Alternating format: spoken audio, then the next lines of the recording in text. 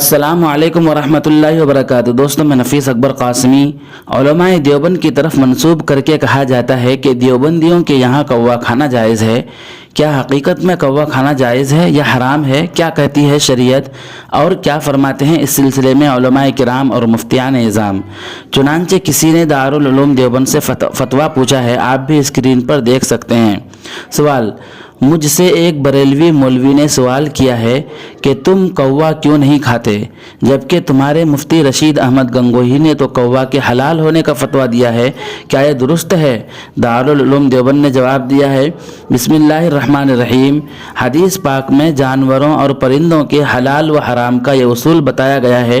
नहन नबी सल्लल्लाहु अलैहि वसल्लम अन कुल्ली ज़ीना बिन व अन कुल्ली ज़ी मखलबिन मिनत तुयूरी, यानी जानवरों में जो ज़ीनाब होते हैं, कचली वाला दांत रखते हैं, यानी जिससे वो दूसरे जानवरों का शिकार करके खाते हैं, जैसे शेर, बबर, चीता, भेड़िया, कुत्ता, बिल्ली, ये सब जानवर हराम हैं।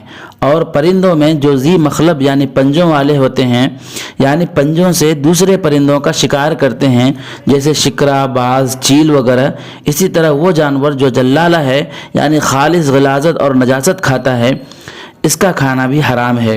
कौवे को हलाल होने का फतवा हज़रत गंगोही रहमतुल्लाह अलैह से कई सौ साल पहले हमारे तमाम ही फ़ुक़हाए किराम ने दिया है।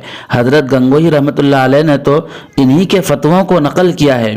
फतावा आलिमगिरी में है कि जो कौवा महज दाना खाता है उसका खाना बिलाशुबा हलाल है। जो कौवा दाना और नजासत दोनों खाता है वो भी हलाल है, जैसे मुर्गी हलाल है, हालांकि वो दोनों चीज़ें खाती है। हाँ, ऐसा कौवा खाना मकरूह है। और ऐसा कौवा जो गिलाजत, जो ख़ास नजासत खाता है, वो हराम है। वल्लाहु ताला आलम। दारुल इफ्ता दारुल उलूम देवबंद। दोस्तों, वीडियो के सिलसिले में आपकी क्या राय है, हमें एक प्यारा सा कमेंट करके ज़रूर बतलाएं। अगर इधर उधर की कमेंट करना है तो बराए मेहरबानी कमेंट ना करें, सिर्फ अगर अच्छा सा कमेंट करना है तभी कमेंट करें। और अगर हमारा चैनल अब तक आपने सब्सक्राइब नहीं किया है तो चैनल को ज़रूर सब्सक्राइब करें, ताकि इसी तरह के अहम वीडियो आप तक पहुँचे। अस्सलामु अलैकुम वरहमतुल्लाहि वबरकातुहू।